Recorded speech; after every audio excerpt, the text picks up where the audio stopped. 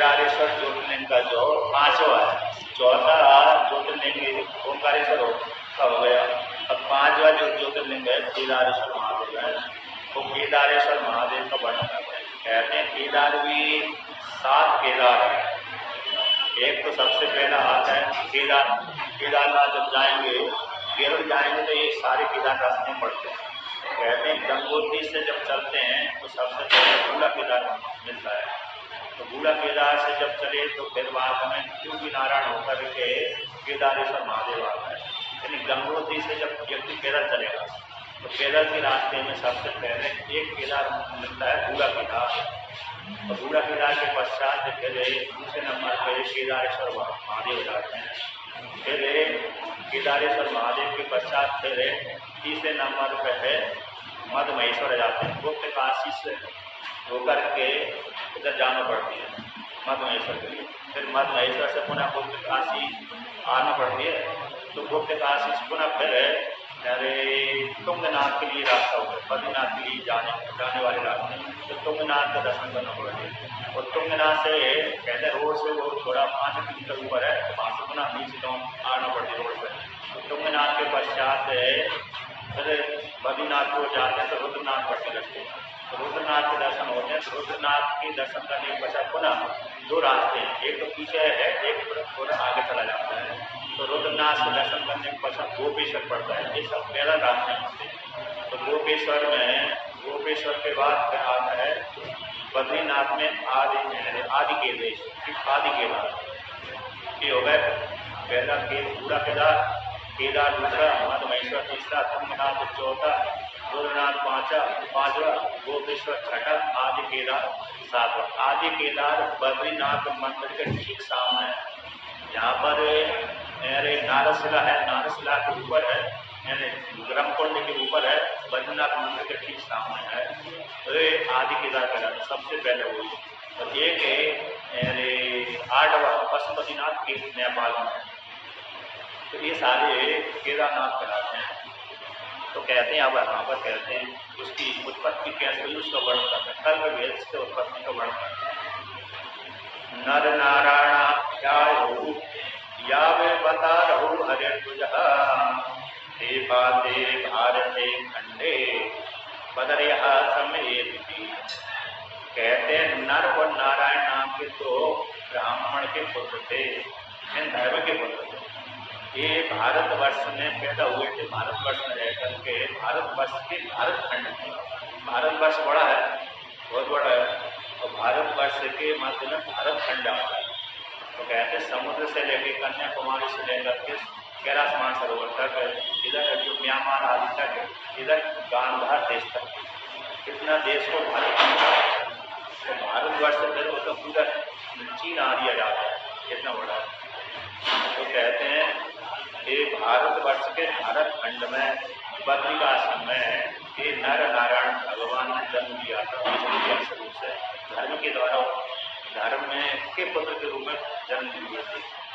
और धर्म के पुत्र के रूप में इन्होंने नर नारायण ने जन्म लिया था। तो नर नारायण ने ब्राह्मण के पुत्र धर्म ब्राह्मण के अलावा उसका तो इन्होंने वहाँ पर रह करके बद्रीनाथ में ही उत्पत्ति हुई, जन्म हुआ था। तो वहाँ पर रह करके शिव जी की आराधना करी, बद्रिकाश्रम में तपस्या करी। ताभ्याम संप्रार्थितः शंभुः पार्थिवे पूजनाय देहि आयाति नित्यं तल्लिंगे भक्ताधीनतया शिवः। कहते हैं इन नर और नारायण के द्वारा भगवान शिव जी प्रार्थना करने पर उस पार्थिव लिंग बनाते थे नर नारायण। तो मिट्टी का शिवलिंग बनाते थे तो विसर्जन कर देते थे। तो पार्थिव लिंग में भगवान शिव जी का आह्वान करते थे। तो पूजा के लिए भगवान शिव जी जैसे नर नारायण आह्वान करते थे शिव जी का, उसी समय आह्वान करते ही उनकी उसमें पार्थिव लिंग में प्रवेश कर जाते थे पूजा करने के लिए, पूजा के लिए। कहते भगवान शिव जी उस लिंग में नित्य आते थे पूजा के कारण, नित्य उसमें प्रवेश कर जाते थे। भक्तों को अधीन होने भगवान शिव जी कैसे भक्तों के अधीन है। तो भक्तों के अधीन होने से उस जैसे जैसे जब जिस काल में नर नारायण बुलाते तो उस काल में आ जाते थे, तो उस लिंग में प्रवेश कर जाते थे। एवं पूजिहतो शंभुं जय हो न विष्णु विष्णु बकार हो चिरकालो व्यति आए सेवयोर धर्म पुत्र हो। तो कहते यहाँ पर इस प्रकार से भगवान शिव जी की वह नर नारायण प्रतिदिन पूजा करते थे। जो नर नारायण कैसे थे? भगवान विष्णु के अवतार थे। अतः नर और नारायण विष्णु भगवान के अंश रूप से अवतार है। स्वयं नर नारायण स्वयं विष्णु थे। उनका ही आधा भाग नर था। तो बाद में कई कृष्ण अर्जुन बने थे, द्वापर युग में आकर थे। ये विष्णु के अवतार कहलाते हैं। चिरकाल तक भगवान ने नर नारायण ने जो कैसे धर्म के पुत्र थे वो परम सेवक कहलाते हैं। उन्होंने चिरकाल तक भगवान शिव जी की पूजा की। कहते हैं बद्रीनाथ से क्यों जन्म लिया नर नारायण ने? कहते नर नारायण ने इसलिए जन्म लिया कि एक राक्षस को मारने के लिए जन्म लिया था। एक राक्षस ने ऐसा वरदान प्राप्त कर लिया था कि मेरे जब तक 1000 है कवच ये नष्ट कोई नहीं करता तब तक मेरी मृत्यु न हो। तो जब उस नर नारायण ने उस राक्षस को मारने के लिए वहां पर रहकर तपस्या करी। एक तपस्या करता था, एक राक्षस के साथ युद्ध करता था। एक तपस्या करता था, एक राक्षस को युद्ध करता था। ऐसा करके उन्होंने वहां पर उस राक्षस के सारे कवच तोड़ दिए। और बाद में एक कवच उस राक्षस का बचा था। तो देखा कि अब तो मेरे को मार देंगे, मर जाऊंगा। तो वो डर के मारे सूर्य भगवान की शरण में चले गए। तो बाद में वही सूर्य भगवान के माध्यम से सूर्य के द्वारा कर्ण के रूप में पैदा हुआ था। कोई उसका दिव्य कवच था। तो भगवान की कृपा से ब्रह्मा जी प्रदान के अनुसार उससे काम हुआ था। बाद में फिर उसको अर्जुन ने मारा तो राक्षस पैदा हुआ। तो कहते हैं उसी को मारने के लिए धर्म ने विष्णु भगवान ने धर्म के रूप में धर्म के पुत्र के रूप में जन्म दिया था। ये दोनों कैसे सेव रखते हैं? ये दोनों जब नर नारायण नर्मदा किनारे गए, जबलपुर जवालीपुरम में गए। तो जवालीपुरम में जब गए, क्षेत्र में गए, तो वहाँ पर भेड़ा घाट में गए थे। जबलपुर से जवालीपुरम से थोड़े नीचे है। तो वहाँ पर जैसे गए तो उनको देखने के लिए नर नारायण को देखने की बहुत भीड़ लग गई। भीड़ लगने से उसे घाट का नाम ही भेड़ा घाट पड़ गया। तो आज उसका नाम भेड़ा घाट है। तो वहाँ पर एक शिव जी का मंदिर है, 64 योगी का, बहुत अच्छा मंदिर है। उस मंदिर को ब्रिटिशों ने तोड़ दिया है, लेकिन अभी उसकी मूर्ति अच्छी है। तो कहते हैं एकस्मिन् समहे तत्र प्रसन्नः परमेश्वरः प्रत्युवाचे प्रसन्नोऽस्मि बरो में प्रियताम। कहते बहुत दिनों की पूजा करने के पश्चात भगवान शिव जी उनके ऊपर प्रसन्न हो गए। नर नारायण के ऊपर प्रसन्न हो जाने के पश्चात भगवान शिव जी ने कहा, हे नर नारायण, मैं तुम्हारे ऊपर प्रसन्न हो गया हूँ, तो मेरे से वरदान मांग लो। कहते हैं बद्रीनाथ जब जाते हैं तो बद्रीनाथ भगवान का मंदिर है, तो मंदिर पर है वो पर्वत नारायण पर्वत कहलाता है। तो उसके सामने वाला जो पर्वत है नारायण पर्वत के सामने है, वो पर्वत नर पर्वत कहलाता है। कहते नारायण पर्वत से सटा हुआ जो पर्वत है वो उर्वशी पर्वत कहलाता है। उर्वशी और नारायण के बीच में नीलकंठ महादेव कहलाते हैं। वहाँ पर बैठ करके भगवान शिव जी ने विष का पान किया है, जिसको उस पर्वत का नाम नीलकंठ पर्वत होता है। तो आगे कहते हैं जब इस प्रकार से भगवान शिव जी ने कहा मेरे से वरदान मांग लो, इत्युक्ते तथा तेन नरो नारायण स्वयं पूजतुर्वचनम तत्र लोकानां हितकामया। कहते हैं जब भगवान शिव जी की वाणी सुनी तो शिव जी की वाणी को सुन करके लोगों की इच्छा से नर नारायण ने भगवान शिव जी से कहा, यदि प्रसन्नो देवेश यदि देहो वरस्तुयः पूजार्थम शंकरम स्वयं। नर नारायण कहते हैं कि हे भोलेनाथ, यदि आप हमारे ऊपर प्रसन्न हैं और आप वरदान लेना चाहते हैं तो आप यहीं पर स्थित हो जाइए।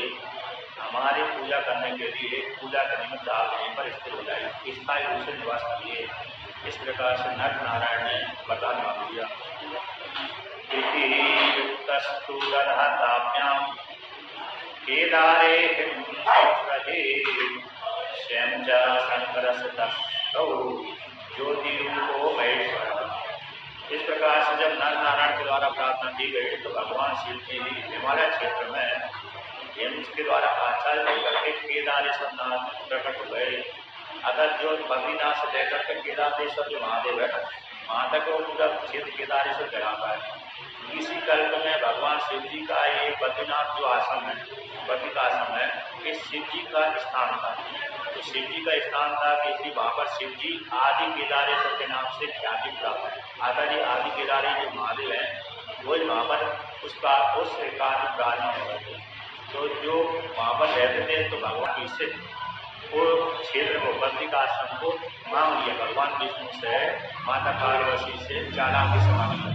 तो चालाकी से मांग लिया तो भगवान शिव जी को अपना स्थान छोड़ना पड़ी।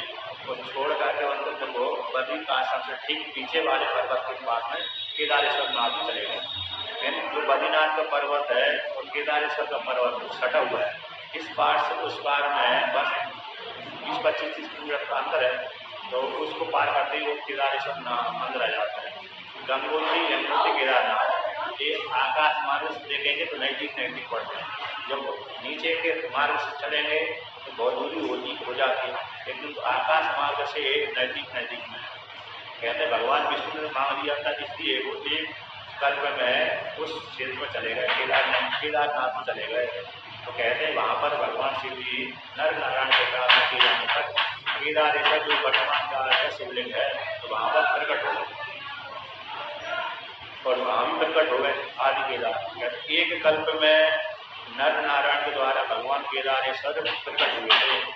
एक कल्प में भगवान इंद्र ने आराधना करने आता था, भगवान शिव जी की आराधना करने आता था। उसने शिवलिंग बना करके शिव जी को प्रसन्न किया। जिस केदारनाथ भगवान का शिवलिंग है वह एक कल्प में उस क्षेत्र में आकर के इंद्र देवता अपनी कामना की पूर्ति करने के लिए उस क्षेत्र में आता था, शिव जी की पूजा करता है। शिव जी उसके ऊपर प्रसन्न हो गए और प्रसन्न हो जाने के पश्चात वरदान मांगा, दिया उसको। तो इंद्र देवता खाए बोला आप यहीं पर विराजमान हो जाइए, 6 महीना मैं आपकी पूजा करूँगा और 6 महीने जन का पूजा करेंगे। तो इस प्रकार 6 महीना इंद्र देव का पूजा करता है शिवलिंग की और 6 महीना आम जन का पूजा करती है। जब हिम बढ़ जाती है, इन बर्फ के द्वारा पूरा जगह ढक जाती है, उस काल में इंद्र देवता आता है, उस केदारेश्वर भगवान की पूजा करता है। अब देखा कि जब हिम समाप्त हो जाती है, आम पब्लिक आने लगती है तो इंद्र देवता का पूजा करने नहीं आता। तो 6 महीना केदारेश्वर भगवान की पूजा नहीं करता, 6 महीना आम पूजा करती है। एक कल्प में केदारेश्वर महादेव की प्रकट इंद्र देवता ने किया। एक कल्प में केदारेश्वर नाथ प्राकट नर नारायण के द्वारा हुआ। यहाँ पर नर नारायण के द्वारा हुआ, दूसरे पुराण के अनुसार इंद्र देवता के द्वारा हुआ।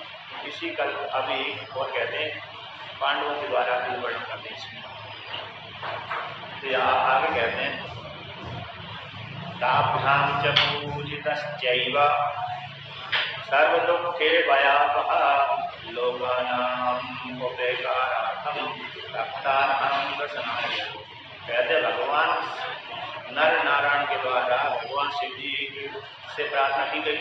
शिव जी ने नर नारायण की प्रार्थना को स्वीकार कर लिया और भगवान शिव जी वापस ज्योति रूप से महेश्वर भगवान भोलेनाथ केदारेश्वर क्षेत्र में केदारनाथ के नाम से ख्याति को प्राप्त होकर स्थित हो गए, ज्योति रूप से स्थित हो गए। तो कहते हैं जब मंदिर जब कुछ नहीं बना था उस काल में भगवान शिव जी पर आच्छादित हो जाते। जब मंदिर बनवाया तो मंदिर के द्वारा फिर भी मंदिर ढक जाता है इनके द्वारा। और नर नारायण के द्वारा भगवान शिव जी पूजित होते हैं। तो कहते हैं सारे दुख को नष्ट करने वाले भगवान शिव जी वहाँ पर लोगों को उपकार करने के लिए, भक्तों को दर्शन देने के लिए भगवान शिव जी ज्योति रूप से वहाँ पर विराजमान हो गए। स्वयं स्थितस्तरः शंभुः केदारेश्वर संहिता प्रकटो नित्यं दर्शनादपि। तो भगवान शिव जी वहाँ पर केदारेश्वर नाम के द्वारा वहाँ पर श्रीकृष्ण प्रकट स्थित हो गए। नर नारायण की प्रार्थना के माध्यम से भक्तों को अभिष्ट फल प्रदान करने के लिए कहते जो उनकी दर्शन करता है अर्चना करने से दर्शन करने से भगवान शिव जी उनको भक्तों को अभिष्ट फल प्रदान करते रहते हैं। देवाश्च पूजयन्तीह ऋष्याश्च पुरातनाः मनोविष्टः फलं देते कहते देवता उनकी पूजा करते हैं, ऋषि पूजा करते हैं, अन्य पूजा करते हैं। और देवता ऋषि मुनि उन भगवान शिव जी की पूजा करके अभिष्ट फल को प्राप्त करते हैं। भगवान शिव जी उनको महेश्वर की पूजा से सारे ऋषि मुनि देवता स्त्री पुरुष से अपने अपने अभिष्ट फल को प्राप्त कर लेते हैं। कहते हैं जब जो देवता लोग कब पूजा नहीं करते, मतलब दृश्य रूप से पूजा कब नहीं करते, जब मनुष्य लोग वहाँ पर जाने लगते हैं तब तक देवताओं का अदृश्य रूप से पूजा करते हैं, किंतु दृश्य रूप से पूजा नहीं करते। अब जब ये मनुष्य जाना बंद हो जाता है उस काल में इस शरीर को धारण करके ही दिखलाते शरीर को देखते हुए पूजा करते हैं। भवस्य पूजना नित्यम मदर्याश्रम वासिना रामवंती यथा सोती अक्सर। कहते भगवान शिव जी की पूजा नित्य करते रहते हैं। कौन? बद्री का आश्रम में रहने वाले प्राणी, उस काल में सतयुग में बद्री का आश्रम में निवास करने वाले व्यक्ति, त्रेता युग में, द्वापर युग में और कलयुग में भी रहने हैं बद्री का आश्रम में, तो वहाँ पर भगवान शिव जी की पूजा करते हैं, शिव जी की पूजा करते रहते हैं वहाँ के निवासी, और भगवान शिव जी उनको अभिष्ट फल देते रहते हैं।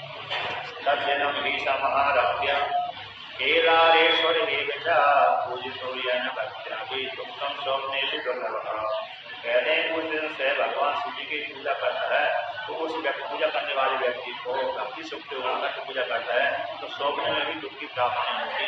ऐसे पूजा करने वाले पूजक को योगैः पांडवान् दृष्ट्वा माहि सम्भोगमास्थिता माया मास्ताय तत्रैव पलायन परो।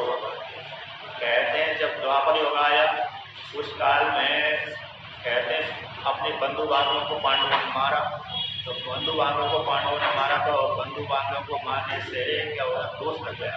कहते हैं वो पाप लग गए। पाप होने के लिए उनकी माता कहा जाओ बद्री केदारेश्वर महादेव केदारनाथ में क्षेत्र में केदारेश्वर उनके नाम से भगवान भोलेनाथ विराजमान है, उनके दर्शन करने से तुम्हारे सारे पाप निवृत्त हो जाएंगे। व्यासी ने भी कहा, कृष्ण भगवान ने भी कहा, तो उनकी माता ने कहा, तो भगवान शिव जी के दर्शन करने के लिए पांचों पांडव द्रौपदी के सहित थे उस केदारेश्वर क्षेत्र में गए। तो भगवान शिव जी के दर्शन करने के लिए गए थे तो शिव जी ने देखा कि ये अपने बंधु बांधव को मार करके आए, उनको दर्शन देना ठीक नहीं है। तो भगवान शिव जी उन पांडवों को देख करके परीक्षा लेने के लिए अदृश्य हो गए। जो शिवलिंग पहले शिवलिंग के रूप में तो थे, तो अदृश्य हो गए होंगे शिवलिंग भी, किंतु पुरुष के रूप में वहाँ पर पहले विराजमान होते थे। तो कहते हैं पांडवों को देख करके भगवान शिव जी अदृश्य हो गए। तो कैसे बन गए? महेश का रूप धारण कर लिया। तो महेश का रूप धारण करके वहाँ पर चलने लगे। उस क्षेत्र में केदार स्थित होता है, उस क्षेत्र में घास फूस चलने लगे। तो कहते हैं जब देखा कि भगवान शिव जी ने देखा कई पांडव लोग आए, पांडवों को देखकर भगवान शिव जी महेश का रूप धारण कर लिया और वहाँ से महेश का रूप धारण करके भगवान शिव जी और शिवलिंग अदृश्य हो गया। महेश का रूप धारण करके शिव जी भागने लगे और जैसे भागने लगे तो भीम ने देखा सारे भैंसों के बीच में पांडवों ने देखा कि ये जो भाग रहे हैं ये शिव जी हैं। तो सारे पांडवों ने मिलकर के भीम ने उनकी पूछ पकड़ ली। जड्डस्या पांडवैस्तत् एवांगे मुक्तया निष्ठा पुष्पम चैत्रतम जयस्तु काटदश्च पुनः। कि भगवान शिव जी जब भाग रहे थे पांडवों को देख करके, तो जैसे ही भागने लगे तो उन पांडवों ने क्या किया? पांडवों से एक पांडव ने आकर वो भगवान शिव जी की महेश के रूप में भागने वाले शिव जी को पूछ पकड़ ली। तो पूछ पकड़ करके वो अदृश्य हो रहे थे। कहते हैं जब पूछ पकड़ ली तो भगवान शिव जी ने अपना मुख जमीन के भीतर उठा लिया। अगर जब मुख की तरफ से दर्शन न दे करके पीछे से दर्शन भाग रहे थे तो अपना सर जैसे ही उन्होंने जमीन में प्रवेश करा लिया।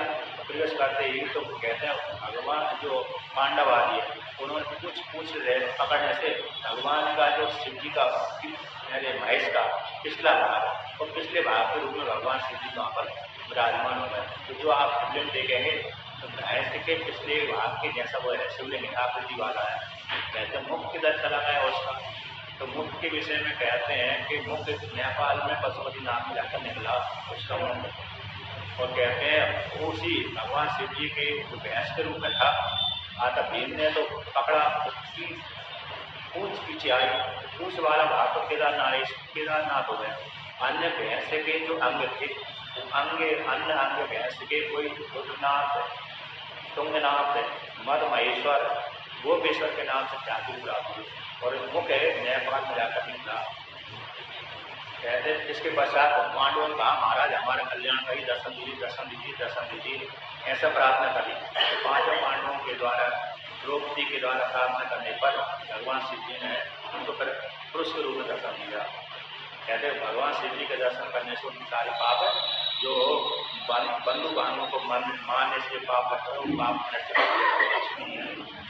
तद्रूपेण स्थितस्तत्र भक्ते वत्सल नाम भाग नैपाले शिरो भावो ततस्तदरूपतः। कहते तद रूप से इन भैंस के पुच्छ के रूप से, इन भैंस के महिष के भैंसा के, तो भैंसा के इसलिए भेष में भगवान शिव जी वहाँ पर केदारेश्वर नाथ में, केदार क्षेत्र में केदारेश्वर नाथ के नाम से विख्याति को डाल दिए। पिछला भाग कहते हैं अगला भाग कहाँ होगा कि नेपाल में, नेपाल में, तो नेपाल में सर्व भाग है भगवान शिव जी के नाम से ख्याति को डाल दिया। नेपाल में जाकर के मुख नेपाल होगा भगवान शिव जी। यहाँ पर पशुपति नाथ है, वो उनका शिव जी का मुख है, तो वहाँ पर 5 मुख वाला शिवलिंग है। यहाँ पर तो पिछला भाग है, तो वहाँ पर पशुपति नाथ में नेपाल को काठमांडू का जो पशुपति नाथ है उसमें 5 मुख है उस शिवलिंग। कहीं कहीं पर शिव जी के वैसे 5 ही मुख होते हैं, 1 मुख भी होता है, 5 मुख भी होते हैं। किंतु मध्य प्रदेश में जो मंदसौर है वहाँ पर शिव जी के 8 मुख वाला शिवलिंग है। वो 8 मुख शिवलिंग, 8 मुख वाला शिवलिंग है, वो तो 8 तत्वों को लेकर के है। जो 5 मुख वाला शिवलिंग होता है तो भगवान शिव जी का जो 5 मुख होते हैं उसका प्रतीक कहलाता है। जैसे ब्रह्मा जी के 4 मुख हैं, तो पशु पुष्कर में भगवान ब्रह्मा जी के जो मंदिर है तो 4 मुख वाले शिव जी, 4 मुख वाले ब्रह्मा जी, 4 मुख वाले।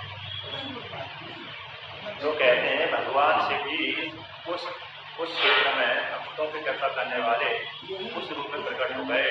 आता है केदारेश्वर के नाम से और ऐसी आकृति को धारण करके तो दो भाग से भगवान शिव जी पशुपतिनाथ में काठमांडू के पशुपतिनाथ के नाम से ख्याति।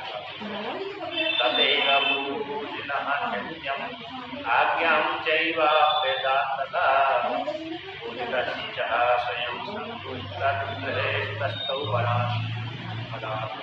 इसके पश्चात भगवान शिव जी की पूजा करी उन पांडवों ने, तो भगवान शिव जी को प्रसन्न किया। अच्छा भगवान शिव जी की पूजा करके भगवान शिव जी प्रसन्न हो गए। प्रसन्न हो जाने के पश्चात भगवान शिव जी ने उनको वरदान आप दिए, वैसे वरदान दिया। ठीक है, आपने जो भी उनके लिए कार्य किया था इसकी कोई दोष नहीं, आपने मेरे दर्शन कर लिए। जो भी दर्शन तो यहाँ पर जो आए रास्ते में चलते चलते आए थे तुम्हारे सारे पाप निवृत्त हो गए, और मेरे दर्शन करने से, मेरी पूजा करने से सारे पाप नष्ट हो गए तुम्हारे। अब जो तुम चाहते हो अभी हल्की राशि तुमको हो, ऐसा पांडवों को दर्शन वरदान दे दिया। पूजित्वा गतास्तेतु पांडवः मुदितास्तदा लब्धभाचित्तेक्षितं सर्वं विमुक्तः सर्वदुःखतः। कहते भगवान शिव जी की पांडवों ने, द्रौपदी के सहित पांडवों ने शिव जी की पूजा करी। पूजा करके जो दीक्षित था पांडवों से, द्रौपदी सहित पांडव दीक्षित था, उसको भगवान शिव जी ने पूरा किया।